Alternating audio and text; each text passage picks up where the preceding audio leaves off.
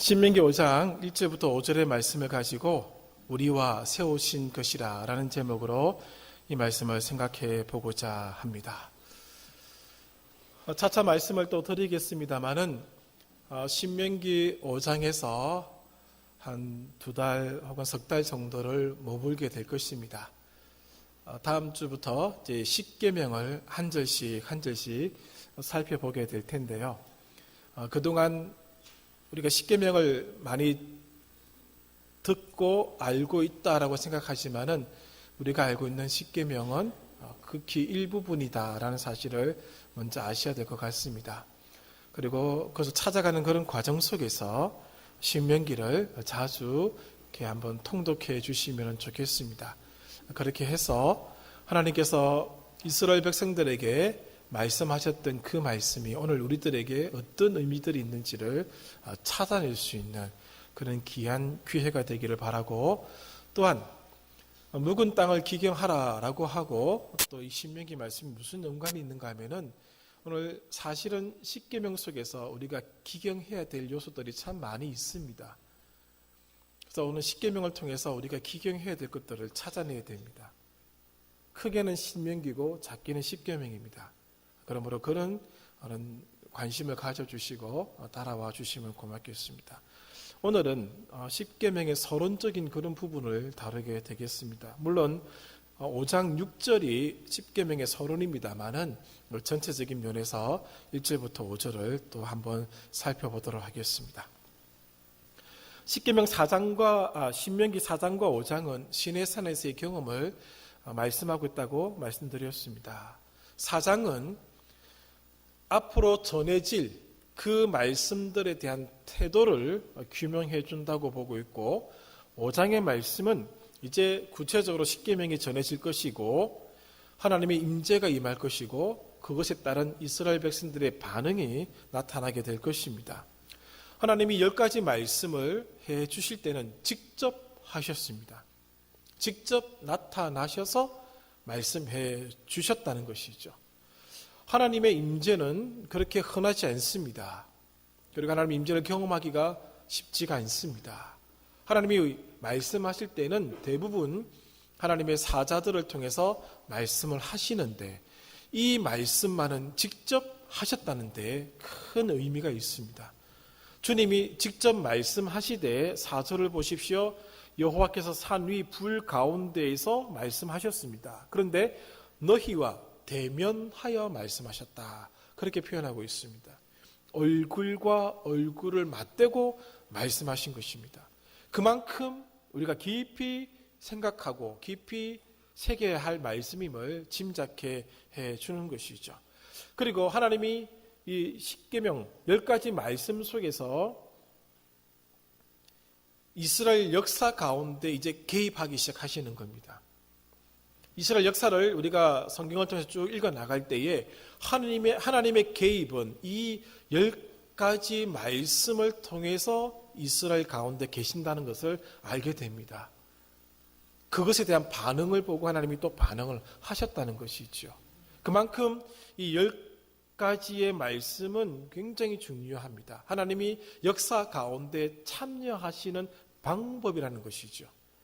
오늘도 하나님이 우리 가운데 개입하시고 우리와 함께 하실 때는 이 10가지의 말씀을 중심으로 그렇게 함께 하신다는 사실을 우리가 알고 있어야 됩니다. 그러므로 오늘 우리가 이 서론과 다음 주부터 살펴보게 될 이 10개의 말씀을 통해서 하나님이 이스라엘 백성들에게 무엇을 말씀하시려고 하셨고 또 우리들에게는 어떤 의미가 있는지를 살펴보아야 할 것입니다. 먼저 내용을 조금 살펴보겠습니다. 1절을 보시면은 마찬가지입니다. 이스라엘아 들으라 라고 시작하고 있습니다. 1절 두 번째 줄에 보시면은 그들에게 이르되 이스라엘아, 오늘 내가 너희의 귀에 말하는 규례와 법들을 듣고, 이스라엘아 들으라, 그런 뜻입니다. 이것은 명령입니다. 개역개정은 듣고라고 번역을 함으로 그 의미를 조금 축소시켰습니다. 오늘 하나님께서 이제부터 모세의 입을 통해서 하실 말씀들은 반드시 들어야 되는 것입니다. 이 명령입니다. 취하고 싶은 것만 취하고 취하기 싫은 것은 빼고 그런 것이 아닙니다. 반드시 명령입니다. 명령형으로 되어 있습니다. 모세의 책임은 이스라엘 백성들에게 이 규례와 법들을 가르치는 겁니다. 지난주에 우리가 살펴보았지 않습니까? 들었던 백성은 이것을 배워야 됩니다. 배운 백성은 그것을 행해야 한다는 것이죠. 오늘 1절 맨 마지막 부분에 듣고 그것을 배우며 지켜 행하라 그렇게 말씀을 해주고 있습니다. 그렇게 하는 이유는 이것이 여호와를 경외하는 방법이기 때문에 그렇습니다. 하나님을 경외하는 것을 어떻게 나타낼 수 있을까? 바로 이것입니다. 들려질 이 규례와 법도들을 지키고 살아가는 것입니다. 그것이 하나님을 경외하는 것입니다. 그 방법들에 우리는 귀를 기울일 필요가 있습니다. 2절과 3절은 모세가 선언하는 이 규례와 법도들의 근거, 어디에서부터 시작되었는지를 알려주고 있습니다. 2절 말씀, 호렙산에서 우리와 언약을 세우셨나니 이렇게 말씀하고 있죠. 언약 관계에서 이것이 주어졌음을 말씀해 주고 있는 구절입니다. 여기에 중요한 표현이 등장하는데 3절입니다. 이 언약은 여호와께서 우리 조상들과 세우신 것이 아니요. 아브라함과 이삭과 야곱과 요셉과 세우신 언약이 아닙니다. 위대한 족장들과 세우신 이 언약의 개념은 어떤 개념인가 하면은 하나님의 일방적인 약속입니다. 하나님이 그 족장들을 향하여 가지신 마음가짐을 보여주신 것입니다. 성경에 나타난 언약의 개념에서 중요한 개념은 쌍방간에 가져야 될 책임과 의무를 얘기해주고 있습니다. 그것이 언약입니다. 그러나 족장들에게는 하나님이 일방적으로 말씀하셨고 일방적으로 선언하셨습니다. 내가 너에게 많은 민족을 줄 것이다. 너에게 땅을 줄 것이다. 그렇게 말씀하셨고 그것을 하나님이 지키겠다고 말씀하셨던 것이죠. 그러나 언약의 본래적 개념은 쌍방간의 책임과 의무가 있습니다. 그 쌍방간의 책임과 의무는 어디에 처음 등장하는가 하면은 출애굽기 19장부터 24장까지에 등장합니다. 그 쌍방간에 지켜야 될 내용들이 오늘 10개의 말씀, 10계명입니다. 그것을 중심으로 하나님이 말씀을 하셨다는 것이죠. 그래서 모세는 우리 조상들과 세우신 언약이 아니다라고 말씀하고 있는 것이죠. 이것은 오늘 여기 살아있는 우리와 세우신 것이다 말씀하고 있습니다. 여기 살아있는 우리와 세우신 것이다는 것이죠. 시내산 언약은 이스라엘 백성들이 하나님께 향한 의무와 책임을 가지고 있습니다. 그러므로 새로운 세대와 관련이 있다는 사실을 보여주고 있습니다. 죽은 자들은 하나님을 향해서 의무와 책임을 행할 수가 없습니다. 출애굽 1세대와 시내산 언약을 맺으셨지만 그 1세대는 광야에서 다 죽었습니다. 이제 출애굽 2세대와 언약을 맺으시겠다는 것이죠. 이것은 오늘 우리들에게 시사하는 바가 큽니다. 우리가 하나님과 언약을 맺은 백성으로서 오늘 이 말씀, 신명기 5장의 말씀들은 우리에게 책임과 의무를 요청하고 있습니다. 이미 죽은 출애굽 2세대들에게 말씀하지 않습니다. 이제는 우리에게 말씀하시는 것이죠. 이제 이 언약은 오늘 여기 살아있는 우리와 세우신 것입니다. 여기 있는 우리들과 세우신 언약이다. 그렇게 말씀을 하고 있는 것입니다. 여기에 오늘 본문의 핵심이 있는 것이죠. 오늘 이 말씀에 귀를 기울일 필요가 있습니다. 이것은 수천 년 전 모세와 그 땅, 모압 땅에서 이 말씀을 들었던 출애굽 2세대들에게 주어진 말씀으로 끝나는 것이 아니라 오늘 여기 살아있는 우리들에게 말씀하신 것이다 라고 하는 사실입니다. 그러므로 앞으로 들려지게 될 규례와 법도에 오늘 우리가 직접 귀를 기울여 들어야 한다는 것이죠. 출애굽 1세대와 시내산 언약을 맺으셨지만은 이제 이 언약은 이스라엘 모든 사람들에게 적용되게 됨을 하나님 말씀을 해 주셨습니다. 그러므로 이 말씀들이 오늘 우리들에게 어떻게 말씀하시는지, 무슨 내용으로 말씀하시는지를 귀 기울여 들어야 할 것입니다. 이 본문을 통해서 생각하고자 하는 것은 이것입니다. 모세가 전하는 규례와 법도는 오늘 우리도 배워야 하고 실천해야 할 명령이라는 것입니다. 모세가 전하는 법도와 규례는 오늘 우리도 배워야 하고 실천해야 할 명령이다라는 것입니다. 지난주에도 말씀을 드린 것처럼 듣는 것으로 끝나지 않습니다. 듣는다라고 하는 것은 가르치고 행동하는 것으로 이어진다는 것이죠. 행동하는 것이 전제되어 있다는 것입니다. 여러분, 신앙생활은 결코 쉬운 일이 아닙니다. 누가 쉽게 표현했는지는 모르겠습니다만 쉬운 일이 아닙니다. 내가 원하는 것만을 취하는 데서 끝나는 것이 아닙니다. 여러분, 신앙생활 할 때 내가 원하는 것을 하나님께 구할 수 있습니다. 그게 틀렸다라고 하는 것은 아닙니다만은 그것으로 끝나지 않는다는 것이죠. 내가 원하는 것을 하나님이 주실 수도 있고 주시지 않을 수도 있습니다. 중요한 것은 하나님께서 원하시는 것만 주신다는 겁니다. 내가 원하는 것을 다 취할 수 없습니다. 그것이 옳지 않을 때는, 하나님의 뜻과 부합되지 않을 때는 하나님은 주시지 않습니다.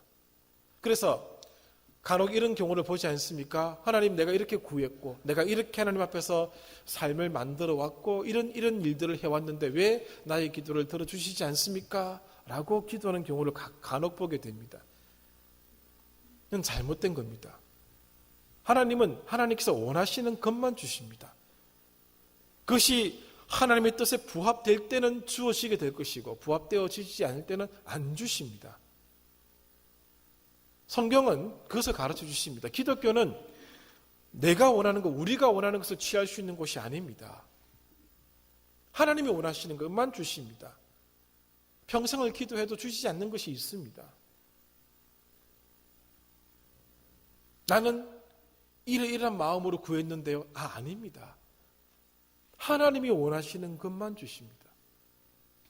그걸 잊지 마시기를 바랍니다. 정성을 다했다고요? 아닙니다. 신앙생활은 하나님의 규례와 법도를 배워야 한다는 요구사항을 충족시켜 나가는 겁니다. 하나님의 규례와 법도를 배워야 한다는 그 요구사항을 충족시켜 나가야 합니다. 그것이 선행되는 것이죠. 그것 없이 내가 요구하는 것을 구했다? 주어지지 않습니다. 신약 성경에 있는 구절을 들면서 무엇인지 구하면 주시겠다? 예, 맞습니다. 그러나 우선되는 것이 있습니다. 하나님의 규례와 법도를 배워야 한다는 요구사항이 먼저 충족되어야 합니다. 구하는 대로 주시는데 그 구하는 것이 하나님의 뜻에 부합되어야 합니다. 그리고 하나님의 말씀, 그 규례와 법도는 지적인 만족을 추구하는 대상이 아닙니다. 깨달음, 그것으로 끝나는 것이 아니다라는 것이죠. 연구의 대상도 아닙니다. 물론 학자들이 이 말씀을 연구하고 지금 공부하고 있습니다. 그러나 그 수준에서 끝나는 말씀이 아니다라는 것이죠. 이것은 5장 1절에 있는 것처럼 지켜 행해야 하는 것입니다.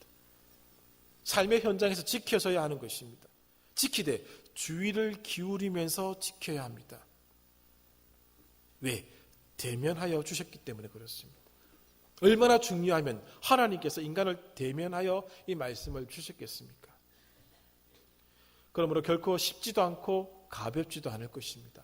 이스라엘 역사를 가만히 살펴보면은 이 규례와 법도를 거부한 시대와 세대는 죽음으로 끝났습니다. 그만큼 가볍지 않다는 것입니다. 그만큼 쉽지 않다는 것입니다. 지난주에 말씀드린 것처럼 이 규례와 법도는 생존을 위한 기준입니다. 순종하는 자에게는 생명이요 반역하는 자에게는 죽음입니다. 그만큼 무섭습니다. 그런데 오늘 우리가 하나님 말씀을 대하는 태도를 저도 마찬가지고요. 우리 모두를 바라볼 때에 너무 쉽게 대한다는 것이죠. 너무 우리의 상황 윤리를 접목시키고 있습니다. 그렇게 쉽게 접근할 수 있는 말씀이 아닙니다. 우리가 사람의 눈도 똑바로 못 쳐다보지 않습니까? 한번 옆 사람 눈을 한번 쳐다보고 5분 동안 있을 수 있는 사람 한번 해보십시오. 그 얼마나 어려운가. 가끔 세미나에 가면은 그런 일을 시키는 경우가 있어요. 옆 사람 눈 쳐다보라고. 가만히 쳐다보십시오. 나중에 숙이게 되어 있습니다. 한번 연습해 볼까요, 지금? 쉽지 않습니다. 자식들 눈 한번 똑바로 쳐다보고 10분 이상 있어 보신 적 기억나십니까? 그렇게 쉬운 것 아닙니다. 남편, 옆편 한번 쳐다보십시오. 지나가든 뭐 쳐다보듯이 쳐다보는 그런 시간들이 더 많지, 눈 정말 똑바로 쳐다볼 수 있는 것 아닙니다. 근데 하나님이 이 말씀을 대면하여 주셨습니다. 그만큼 중요하다는 것입니다. 여러분, 아간이 아이성 실패의 원인자였습니다.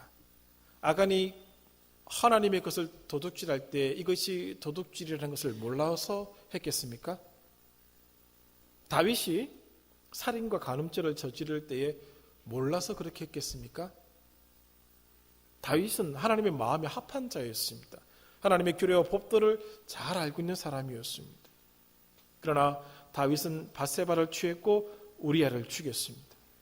하나님은 그가 왕관을 쓰고 있다고 해서 그의 심각한 죄악을 면하게 해주지 않으셨습니다. 하나님이 기준을 설정하실 때 혜택받은 예외는 단 한 건도 없었습니다. 북이스라엘 아합이 우상숭배, 탐심, 거짓, 도둑질, 살인, 그 하나님 보시기에 모든 것이 죄악이라는 것 모르고 저질렀겠습니까? 아닙니다. 알고 있었습니다. 모를 리 없습니다. 그리고 아합은 이스라엘을 우상의 나라로 만들어버리고 맙니다. 성경은 이런 사건들을 통해서 우리에게 경고합니다. 이들 가운데 몰라서 죄를 지은 사람은 없다는 것이죠. 왜 하나님이 대면하여 이 말씀을 주셨겠습니까? 그것을 기억하라는 것이죠. 들으라 라고 얘기할 때 그 음성 속에는 굉장히 무거운 하나님의 명령이 숨어져 있습니다. 우리들 가운데 몰라서 죄를 짓는 사람 단 한 사람도 없습니다. 다 알고 있습니다.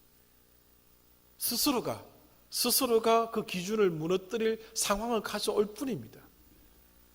나는 본래 그러니까, 나는 못 배웠으니까, 나는 약하니까, 어쨌든 모든 경우를 다 집어넣고서라도 그 범위를 벗어난다는 것이죠.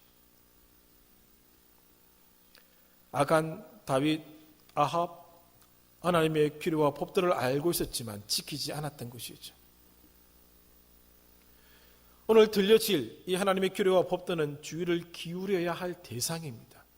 그리고 이 말씀을 거부하지 마시기를 바랍니다. 왜? 이 속에 생명이 있기 때문에 그렇습니다. 그리고 이 규례는 오늘 우리에게 주어진 것입니다. 3절의 말씀처럼 오늘 여기 살아있는 우리 곧 우리와 세우신 것이라. 우리와 세우신 것이라. 저와 세우신 것뿐만 아니라 여기 앉아 계신 모든 성도님들과 세우신 것입니다.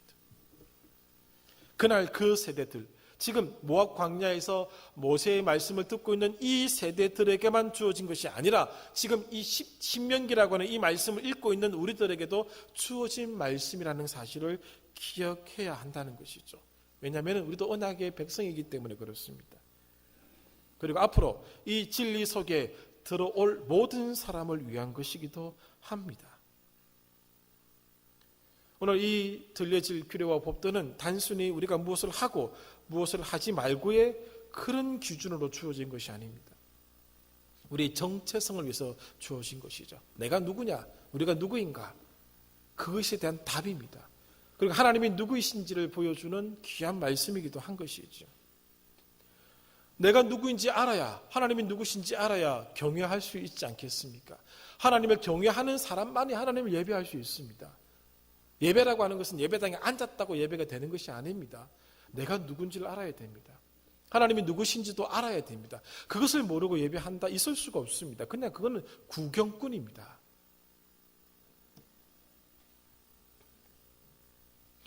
이 규례와 법도는 우리의 창조주를 높이고 인정하고 존중하고 기억하게 만들어주는 말씀입니다. 오늘 진짜 예배를 드리기 위해서는 하나님을 아셔야 됩니다. 하나님을 아시기 위해서는 하나님께서 그 음성으로 무엇을 말씀하시는지를 알아야 되지 않겠습니까? 그것이 의미하는 바가 무엇인지를 깨달아야 되지 않겠습니까? 그리고 그것 속에서 오늘 우리가 발견되어져야 한다는 것이죠. 그때 예배가 일어나게 되는 것입니다. 이스라엘 백성들이 가나안 땅에서 만날 우상 중에 대표적인 것이 바알입니다. 이 바알이 또 바알이라고는 우상이 바알 종교가 의미하는 것이 무엇인가 하면요. 이 바알 종교, 바알이라는 신이 가지고 있는 특성이 자기 중심, 권세, 성, 그 다음에 물질의 신입니다. 그리고 다산의 종교입니다. 그리고 성공을 위한 종교입니다. 풍성한 수확을 거두어 드린다. 전쟁에서 승리하게 한다. 또 큰 수확이나 가족이 번성하고 가축이 번식하는 그 모든 그 연관되어 있는 신이 바알이고 바알 종교입니다. 그리고 이 종교의 특성은 혼합주의입니다. 혼합주의. 바알은 다른 신들을 섬기지 말라고 하지 않습니다. 다른 신들도 섬겨라 그렇게 얘기하고 있습니다. 이스라엘 백성들이 들어가서 살아야 할 그 땅에서 삶은 그렇게 넉넉지 않습니다. 그들이 부딪혀서 이겨내야 될 삶의 정황들은 그렇게 간단하지가 않습니다. 오늘날 우리 시대와 한번 비교를 해보시기를 바랍니다. 종교다원주의를 주창하고 있는 시대에 살고 있습니다. 그 종교다원주의적인 얘기를 많이 들어보셨죠? 오늘날 최고의 신이 만몬입니다. 만몬, 돈의 신이죠. 잘 사는 것입니다. 쾌락을 즐기는 것입니다. 네가 인생의 중심이라 그렇게 얘기하지 않습니까? 너는 세상의 중심이라 그렇게 가르칩니다. 서점에 가서 자기 개발서라고 나온 책자들을 한번 보십시오. 다 네가 세상의 중심이다 그렇게 얘기합니다. 네가 꿈을 꾸고 네가 목적을 정하고 네가 원대한 시작을 한다면 이루어진다라고 얘기해 주고 있습니다. 그리고 즐기라는 것이죠. 쾌락을 마음껏 누리라고 얘기하고 있습니다. 물질 만능주의가 이 세상의 신이 되고 있습니다. 우리는 이런 시대에 우상들에게 다 노출되어 있는 삶을 살아가고 있습니다. 이스라엘 백성들이 가나안 땅에 들어가게 되면은 이러한 것들에게 그들의 삶이 노출되어 있습니다. 가나안 신은 자기만 섬기라고 하지 않네. 그리고 풍성한 삶을 추구하라고 얘기하고 네가 세상의 주인이라고 얘기를 하네. 그런 얘기를 듣게 되는 것이죠. 그러나 이스라엘의 하나님은 뭐라고 말씀하시는가 하면은 하나님과 언약 관계를 맺은 그 이후부터 처음부터 다른 신은 없다는 것이죠. 여호와 하나님은 유일하신 분이시다. 성경을 잠깐 신명기 4장 35절을 한번 살짝 보십시오. 4장 35절입니다. 우리가 신명기 말씀을 하나하나 다 이렇게 볼 수가 없습니다. 그렇게 하면 2년에서 3년 정도 걸립니다. 그래서 습기되는 부분들이 많이 있음을 이해해 주시기 바랍니다. 4장 35절 이것을 내게 나타내심은 여호와는 하나님이시여 그 외에는 다른 신이 없음을 내게 알게 하려 하심이니라. 가나안 땅에 들어가서 그들이 경험해야 될 그 엄청난 종교적 상황 속에서 이스라엘의 하나님은 유일하신 하나님이십니다. 그것을 알려주시고자 한다는 것이죠. 하나님을 신앙의 대상으로 삼고 살아가고자 한다면 이 시대의 우상들을 인정할 수가 없습니다. 받아들일 수가 없다는 것입니다. 지금 우리가 살고 있는 시대는 다원주의 시대입니다. 이 시대가 요구하는 것이 있습니다. 하나님만을 유일한 예배의 대상으로 인정하지 말라는 요구의 측면에 있습니다. 하나님 말씀을 흐리고 있습니다. 다 받아들이라는 것이죠. 이것도 신이고 저것도 신이고 여기도 구원이 있고 여기도 구원이 있고 저기도 구원이 있다라고 하는 것을 인정하라고 요청하고 있습니다. 다른 것들도 존중해야 한다는, 존중하라는 그런 위험에 우리가 빠져 있는 것이죠. 이스라엘은 바알과 더불어 하나님을 섬길 수 있다고 생각했습니다. 그래서 그 땅에서 쫓겨났습니다. 오늘날도 여호와 하나님과 더불어 다른 종교를 섬길 수 있다고 가르치고 있는 시대를 우리가 살고 있습니다. 그러나 성경은 그렇게 말씀하지 않습니다. 오늘 이 시대는 여호와 하나님의 유일성을 인정하지 않습니다. 그러므로 오늘 우리는 이 규례와 법도를 들어야 합니다. 듣고 배우고 실천해야 합니다. 그렇지 않으면 이스라엘 백성이 그 가나안 땅에서 실패했던 것처럼 우리들도 실패하게 될 것입니다. 이 말씀들의 의미를 알아야 됩니다.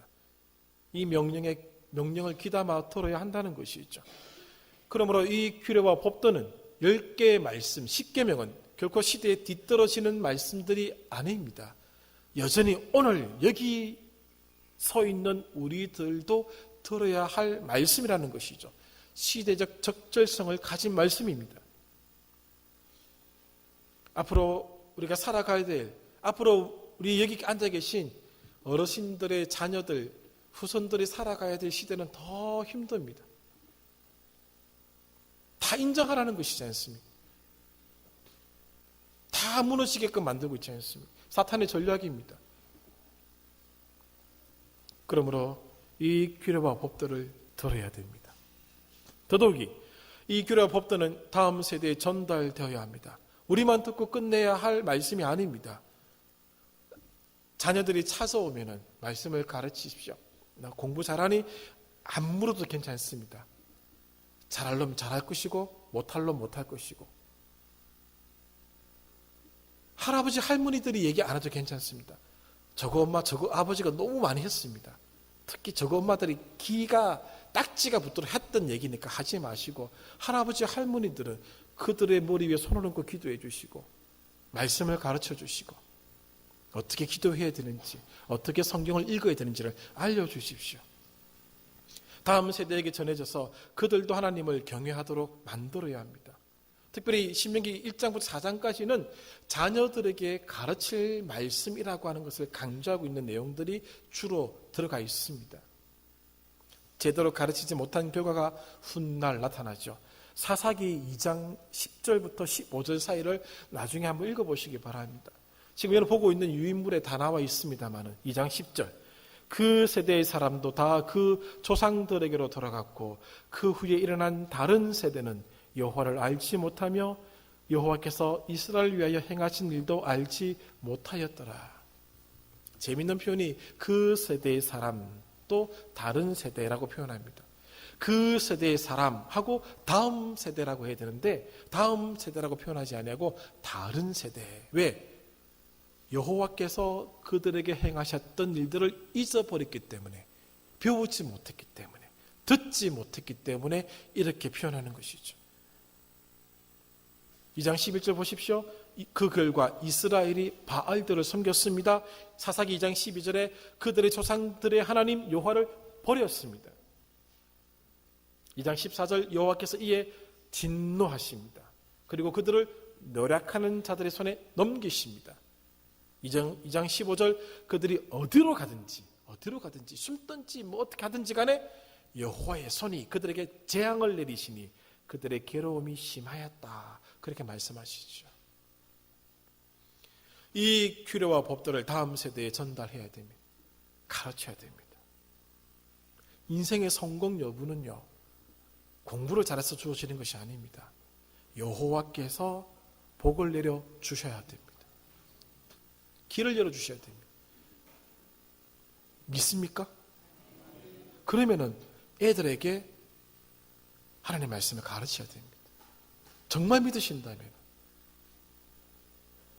영수국은 부모한테 맡기시고 할아버지 할머니들이 대부분이니까 오면은 그렇게 기도하시고 가르쳐 주십시오. 오늘 우리 시대에 우리들에게 말씀하시고 적용하셨다면 미래 세대들에게 말씀하실 것이고 적용하실 것입니다. 사사기의 표현이 그것을 증명해주고 있지 않습니까? 이 말씀이 오늘 우리와 세우신 말씀입니다. 그 옛날 모세와 그 시대의 사람들과의 문제로 끝나지 않을 것입니다. 우리가 이 말씀을 지키면 혜택을 우리가 누립니다. 모세가 누리는 것도 아닙니다. 모세 시대의 사람들이 누리는 것도 아닙니다. 심판도 우리가 받을 것입니다.